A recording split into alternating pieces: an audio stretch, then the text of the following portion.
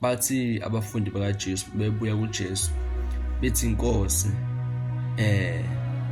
amadimoni ayasikhothamela.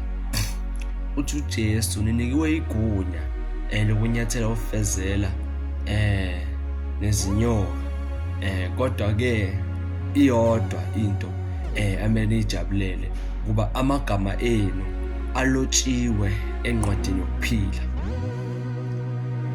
Baningi abantu esibabone beshumayela, besindisa abantu, bephilisa abantu, beprofetha, kodwa amagama wabo ngenxa yemisebenzi yabo awabhalwanga encwadini yobomi, awabhalwanga encwadini yokuphila.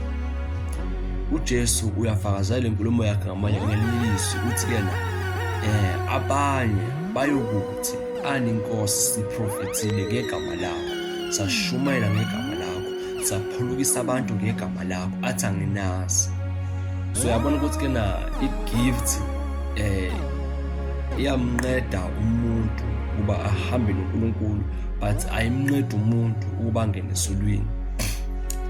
Sandile ngabantu esibazi beshumayela, bahamba baze bayibonakalisa bona instead of babonakalisa uYesu. Kanti iBhayibheli lami lithi imisebenzi eniyenzayo emehlweni abantu bengadumise uNkulunkulu sesolweni.